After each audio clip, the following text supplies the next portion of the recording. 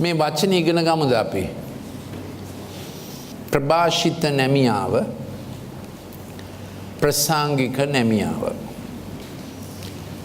verbally processing, visually processing. මතකද මන් දන්නේ ඉස්සර තිබුණා මේ තාමත් එක පාවිච්චි කරනවා right brain ළමයි left brain ළමයි කියලා අහලා තියෙනවනේ අත වඩන්න පොඩ්ඩක්. ගොඩක් අය අහලා තියෙනවා. ඒ මොකද්ද කියලා අද අපි තේරුම් ගමු හරියට. එතකොට සාමාන්‍ය ළමයි කට්ටියක් හිටියා 30ක් විතර.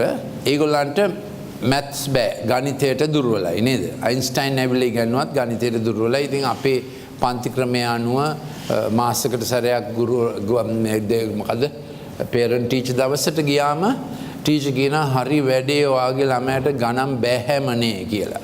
එතකොට අම්මා ඇවිල්ලා ඔක්කොම පේරන්ට් ටීචර් දවසට යන්නේ අම්මමනේ නේ. අර එන්නේ නෑනේ. ඉතින් අම්මට තමයි මේක අහන්න වෙන්නේ.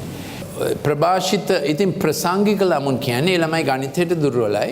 ඒගොල්ලෝ හරි කැමති ප්‍රසංගික දේවල් වලට.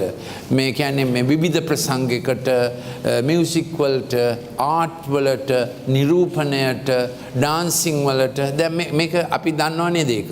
ඒගොල්ලන්ට තමයි right brain කියලා කිව්වේ. ඉතින් ඒගොල්ලෝ යථා ඒ කාලෙත් ඒගොල්ලෝ යම් තැනකට ගියාම මේ මෙතනට මේ කර්ටන් එක එන්න ඕන, මෙතනට මේ පින්තූරේ එල්ලන්න ඕන. දැන් තේරෙනවද මම කියන එක? ඒගොල්ලන්ට ස්පේසස් ගැනයි visual forms දෘෂ්ටික වශයෙන් සහ ශ්‍රවණශීලී ගතියක් යම් දෙයක් පෙනීමෙන් සහ ඉන්ටියුෂන් එකෙන් තමයි ඒගොල්ලෝ දේවල් කරේ. ඒගොල්ලෝ මැත් වලට හොඳ නෑ, මතක තියා ගැනීමට හොඳ නෑ. ඒගොල්ලෝ හිතන්නේ මැත්ස් ඒගොල්ලන්ගේ සතුරා කියලා. ඉතිහාසයට අන්තිමට අකමැති, විද්‍යාව නම් හොඳටම කැමති නෑ. දැන් තේරෙනව නේද? එහෙම ස්වභාවිකවම එහෙම දෙපොලක් හිටියේ. ඒක ප්‍රශ්නයක් නෑ. 30ක් අය දෘශ්‍යශීලී දේවල් වලට කැමති, ෂෝ එකට කැමති. 70ක් අය සිස්ටම්ස් රන් කරනවා, ඉගෙන ගන්නවා, මැනේජ්මන්ට් කරනවා, කළමනාකරණය කරනවා. මේක තේරෙනවද? ඒ දැන් වෙලා තියෙන වැඩේ ඩිජිටල් උත්තේජනය සම්පූර්ණයෙන්ම වැඩි කරන්නේ මේ මොලේ පිටිපස්සේ තියෙන ට්‍රැක්ස් 3ක්.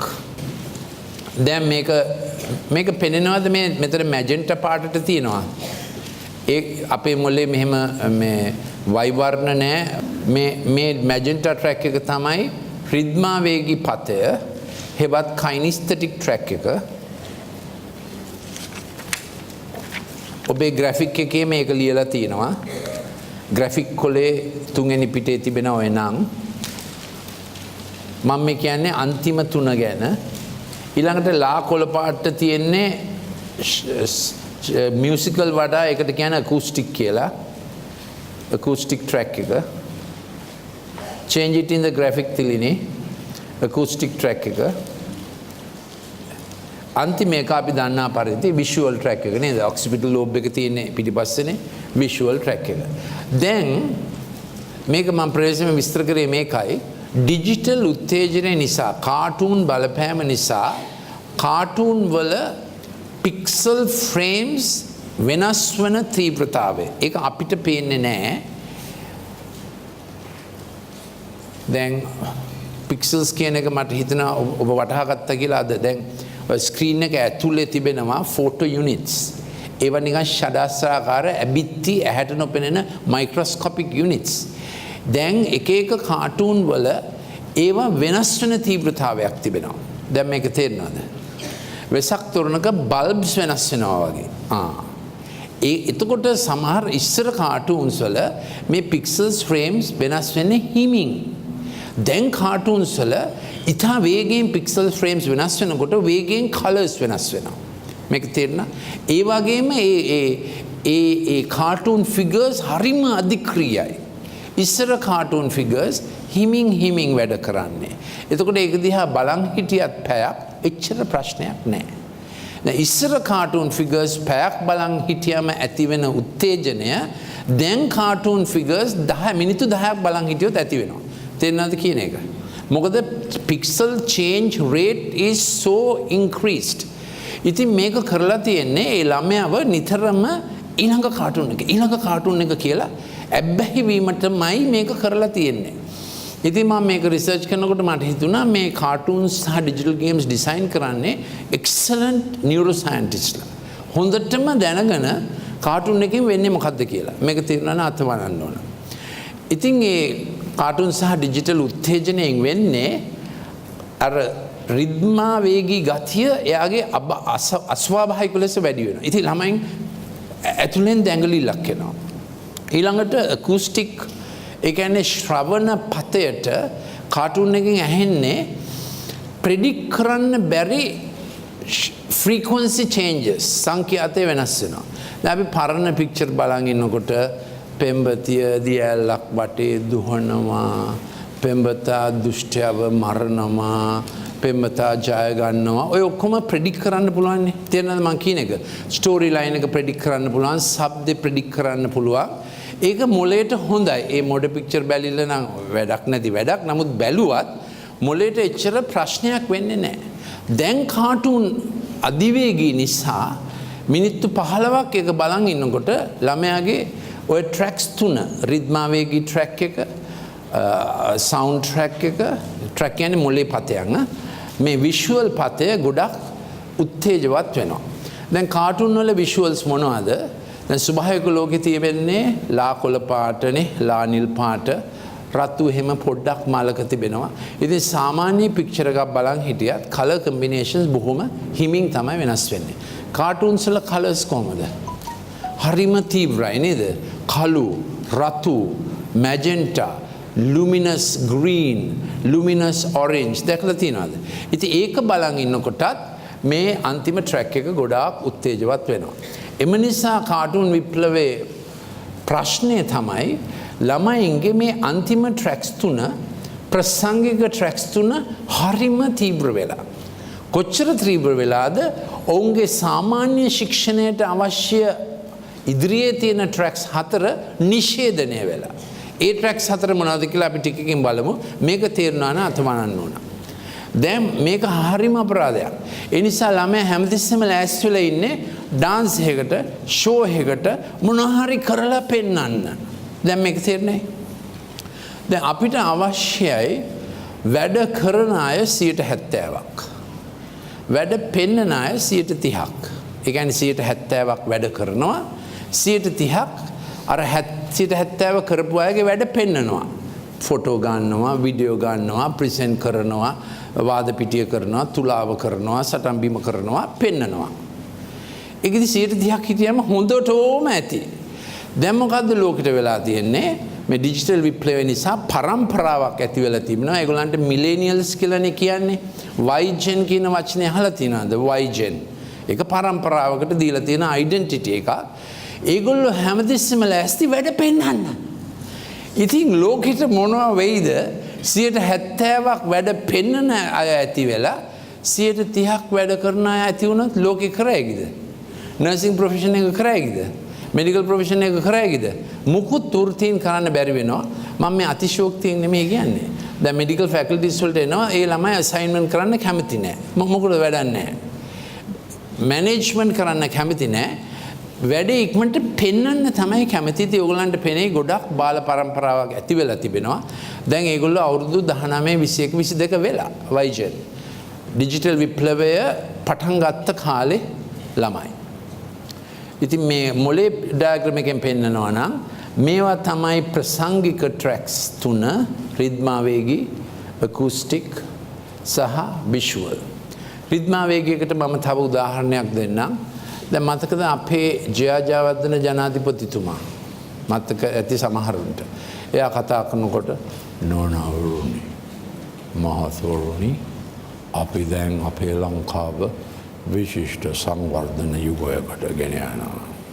නිකන් මලගේ කතා කරනවා වගේ. ඇහැ හෙල්ලෙන්නේ නැහැ, මූණ හෙල්ලෙන්නේ නැහැ. දැන් අද කාලේ කතා කරන්නේ කොහොමද? ඇහි බම්බේ නටනවා, කෙස් නටනවා, කන නටනවා. දැන් තේරෙනවද වැඩේ? දැන් මේක ටික අතිශෝක්තියෙන් මම කිව්වට අර ඒගොල්ලන්ගේ ඇතුලේ තියෙන රිද්මය සම්පූර්ණයෙන්ම හරිම උත්තේජවත් කාලයකට ඇවිල්ලා. දැන් අපි බලමු ඉදිරියේ තියෙන ට්‍රැක්ස් 4. මේ වලින් තමයි අපි ඉගෙන ගන්නේ මේ වලින් තමයි අපි මැනේජ්මන්ට් කරන්නේ.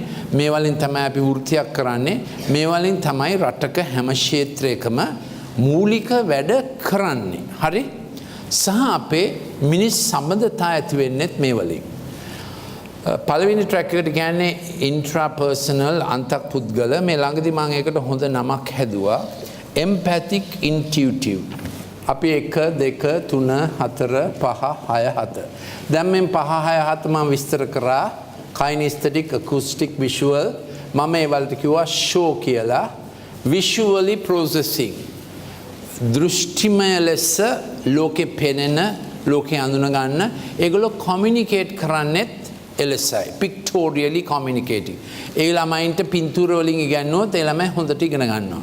ඉතින් අපේ අධ්‍යාපන ක්‍රමයේ තාම ගොඩක් වචනෙන් උගන්වන නිසා බෝඩ් වල පින්තූර නෙමෙයි අඳින්නේ වචන නිසා ගොඩක් ළමයි ඉන්නවා ඒ ළමයින්ට ඉගෙන ගැනීම අමාරු වෙලා. දැන් මොන වුණත් හැම ඉස්කෝලෙම ප්‍රාථමික පන්තිවල දැන් වෙනසක් වේගන යනවා. ප්‍රාථමික පන්තිවල උගන්වනකොට වචන හා සමානව පින්තූර භාවිතා කිරීම. තේරුණා නම් අතවලන්න ඕන. දැන් මේක අධ්‍යාපන ක්ෂේත්‍රයට අදාළ දේවත් කියනවා. ඔබට ප්‍රශ්නය මුණ ගැහෙනකොට ඔබ අඳුන ගන්න එපා ප්‍රශ්නේ මොකක්ද කියලා. ඒකයි ඒ ටික කියලා දෙන්නේ. ඒවා show visually processing children. ඒගොල්ලන්ට පින්තූර අවශ්‍යයි ඉගෙන ගන්න. එතකොට මේ ට්‍රැක්ස් 4 verbally processing management එතකොට reflective ආවර්ජනශීලී එතකොට මේගොල්ලෝ reflexive වෙනවා ප්‍රතික්‍රියක මේගොල්ලෝ empathic executive අලුතෙන් හිතලා දේවල් පටන් ගන්නවා විධායක පත අනුවේගී විධායක පත මේගොල්ලෝ repetitive වෙනවා එකම දේ નિરાයාසයෙන් ආපහු කරන මානසිකත්වයකට මේගොල්ලෝ ඇතුල් වෙලා මේ ඩිජිටල් උත්තේජනය නිසා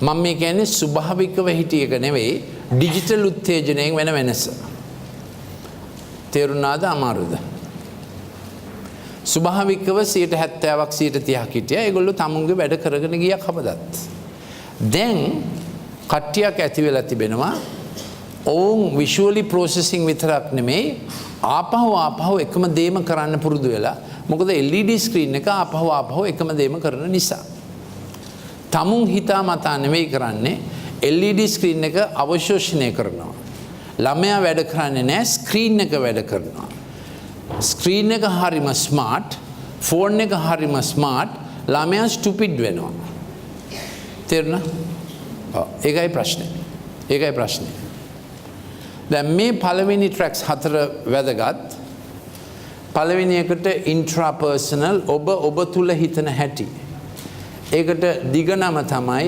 empathic intuitive ඒ කියන්නේ අනුවේගීය intuitive ඔබ ගැන හිතන හැටි intuitive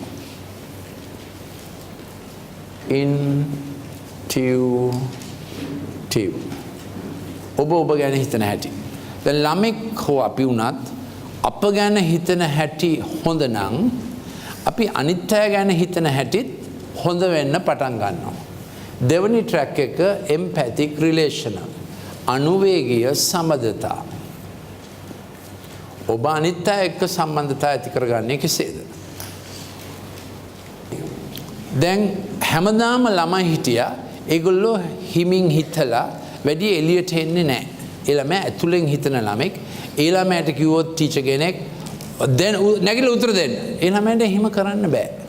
ඒ ළමයා කැමති හිතින් හිතලා නිහඬව උත්තරේ ලියන්න හරි මොකක් හරි එකක්. අනිත් ළමයි හිටියේ ඒගොල්ලෝ හැමතිස්සෙම ඉදිරිපත් වෙන්න කැමති මේ දේවල් වලට ඉදිරිපත් වෙනවා ටීචර් කතා කරන්න ඉස්සෙල්ලා මම කරන්නම් කියනවා. ඒක ස්වභාවික වෙනසක්. තුන්වෙනි එක තමයි ලින්ග්විස්ටික් භාෂා ට්‍රැක් එක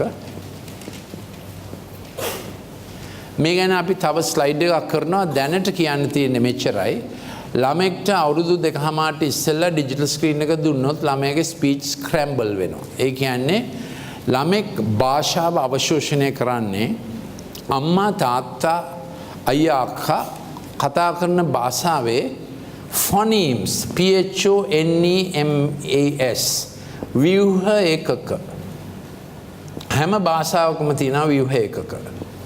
පළවෙනි අවුරුදු 3ේදී ළමෙක්ට පුළුවන් භාෂා 3ක් ඉගෙන ගන්න. නමුත් භාෂා 3ක් උගන්වන්න අවශ්‍ය නැහැ. අඩු ගානේ භාෂා 2ක් ඉගෙන ගන්න එකයි. ළමයාට භාෂා 2ක් ඇහෙනකොට ළමයාගේ මොළය ඩිසයින් කරලා තියෙන්නේ ඉබේම ඒ භාෂාවල ව්‍යාකරණ ව්‍යුහය එයා අවශෝෂණය කරනවා. එයාට කියන්න ඕනේ නැහැ ඩාලින් දැන් මම කතා කරන්නේ ඉංග්‍රීසි භාෂාවෙන් කියලා. ඒක එයා අවශෝෂණය වෙලා ඒ භාෂාව ඒ විදිහට එයා කතා කරනවා. අවුරුදු 2කමාරට ඉස්සෙල්ලා ඩිජිටල් ස්ක්‍රීන් එක දුන්නොත් ළමයාගේ ස්පීච් ෆෝමේෂන් සම්පූර්ණයෙන්ම හිර වෙන්න පටන් ගන්නවා LED ස්ක්‍රීන් එක බලන ප්‍රමාණය අනුව. ඉතින් දැන් ගොඩක් ස්පීච් තෙරපිස්ට්ලා ඉන්නව නේද? ඒ මොකද ගොඩක් ස්පීච් ප්‍රොබ්ලම්ස් තිබෙනවා. නමුත් අවුරුදු 3න් ඉස්සෙල්ලා අවශෝෂණය නොකළ භාෂාව අවුරුදු 3න් පස්සේ උගන්වන්න හරිම අමාරුයි. සහ හැම සබ්ජෙක්ට් එකක්ම අපි ඉගෙන ගන්න ඊළඟට අපි කොමියුනිකේට් කරන්නේ භාෂාවෙන් නේ.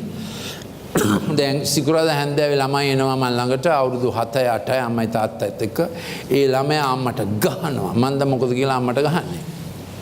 මොකද ඒ ළමයා හිතන අම්මා මට මොකද එයාට කොමියුනිකේට් කරන්න බෑ. පොඩි කාලෙම ස්මාර්ට් ෆෝන් දීලා ඩිජිටල් ස්ක්‍රීන් එක දීලා නිකන් ටෙලිවිෂන් එක උනත් ළමයාගේ ස්පීච් හිර වෙනවා. ඇමරිකන් පීඩියට්‍රික් ඇසෝසියේෂන් එක කියනවා අවුරුදු 2කමාරට ඉස්සෙල්ලා කිසිම ස්ක්‍රීන් එකක් දෙන්න එපා. ඒ කියන්නේ නිකන් ටෙලිවිෂන් එකවත් දෙන්න එපා. ළමයාගේ ස්පීච් වලට ඒක බාධාවක්. එහෙම වෙන්නේ ඇයි? ස්පීච් හැදෙන්නේ භාෂාව කතාව හැදෙන්නේ ඇසීමෙන් එය කිරීමෙන්. බත් කනකොට බත් කියලා ඒක අත ගන්නවා ක්‍රියාව කරනවා කෑම බෝනික්කා දුහනවා තමාගේ වයසට අදාළ වචන ඇසීමෙන් එය කිරීමෙන් තමයි ස්පීච් හැදෙන්නේ. තේරුණා නේද? අත වනන්න ඕන. දැන් ඩිජිටල් ස්ක්‍රීන් එක දැම්මම ඒ ළමයාට පැයක් තුල නැත්නම් මිනිත්තු 30ක් තුල තේරෙන්නේ නැති දේවල් දකිනවා තේරෙන්නේ නැති දේවල් ඇහෙනවා. එතකොට ළමයා භාෂාව ඉගෙන ගන්නේ නැහැ. මේක ඇත්තෙන්ම ළමා අපරාධයක්. අම්මලා තාත්තලා කරන. මොකද මේ දුප්පත්ම ගෙවල් උනත් උදේ 6ට ටෙලිවිෂන් එක දානවා පැදුරක් දානවා ළමයා අර ඉඩියට් බොක්ස් එක ඉස්සරහ තමයි ඉන්නේ. මේක කරන්න එපා. දැන් හම්බ වෙන හැම අම්මටම මේක කියන්න ඕන කොයි වෝඩ් එකේ හිටියත්. පීඩියට්‍රික් වෝඩ් එකේ හිටියත් සර්ජිකල් වෝඩ් එකේ හිටියත් හම්බ වෙන හැම අම්මටම හැම අම්මගේ අහන්න අම්මේ බබාව දානවද ටෙලිවිෂන් එක ඉස්සරහ දාන්න එපා. මේක හරියයිද නැද්ද? පෞද්ගලිකව ඔබ මේක කරන්න එපා. මේක තේරෙනවනේ? මේක හරිම අපරාධයක්. ඔබගේ දරුවට මේක කරන්න එපා. පුළුවන් උත්සාහයක් අරගෙන අම්මලාට උගන්වන්න මේක හදන්න බැරි ප්‍රශ්නයක් නිසා. අනිත් ඒවා හදන්න පුළුවන්. Within 3 years, if the child has not picked up speech, it is very difficult to get that child back to language capacity. අවුරුදු 3ට ඉස්සෙල්ලා ළමයා ඒ භාෂාව ඒ කාලෙට යුතු ලෙස පරිණත වුණේ නැත්නම් ඒක ඊට පස්සේ කරන්න almost impossible. මේක තේරුණේ? කොච්චර ස්පීච් තෙරපි කරත් ස්වභාවිකව ඩිසයින් කරලා තිබෙන පළවෙනි අවුරුදු 3ේදී අවශෝෂණය කළ හැකි ලෙස ළමයාට අවශෝෂණය කරන්න බැරි වෙනවා. ඕකේ. ඒක භාෂාව 4 ලොජිකල් තාර්කික ගණිතමය පතය. මොකක්ද ඒ කියන්නේ? ඒ කියන්නේ ළමෙක්ගේ වර්ධනයේදී එයාට තිබෙන්න ඕන පටන් ගැනීම ලියා ගන්න පටන් ගැනීම තරණය initiation navigation එය කරගෙන යෑම පිළිවෙලකට සාර්ථක අවසානය. ඒක අවසානයේ අම්මා very good කියලා කුකි එකක් දෙනවා මොන හරි හග් එකක් දෙනවා මොන හරි මොනවාද ආරම්භය තරණය කරගෙන යෑම කියන්නේ සාර්ථක අවසානය සහ රිවෝඩ් බොහොම හොඳයි නේ. ඒක ළමයට දැනෙන්න ඕන. දැන් දොයි බබා උඹ අම්මා ඩුබායි ගියා. හෝ අම්මාත් නැහැ තාත්තත් නැහැ දැන් කාලේ ආච්චිලටත් ගොඩක් වැඩ තියෙනවා කොළඹ නම් ඩොග් ෂෝස් තියෙනවා ෆ්ලවර් ෂෝස් තියෙනවා ෆැෂන් ෂෝස් තිබෙනවා නේ ආච්චිලටත් හරි වැඩ ඒරෝබික්ස් තියෙනවා ඔව් ඉතින් ළමයාට ඉතුරු වෙලා ඉන්නේ කවුද ඩිජිටල් ස්ක්‍රීන් එක විතරයි මේක හරිම අපරාධයක් ළමයාට ඉතුරු වෙලා තියෙන්නේ ඩිජිටල් ස්ක්‍රීන් එක විතරයි මට තාත්තටයි පුළුවන් ටයිම් ටේබල් එකක් හදන්න ළමයා ඉස්කෝලෙන් ආවට පස්සේ මොනවද කරන්න ඕනේ කියලා මම ඒවා කියලා දෙන්නම් මේවා තමයි ප්‍රතිකර්ම මේ ඩිජිටල් උත්තේජනයේ ආදීනව වළක්වා ගැනීමට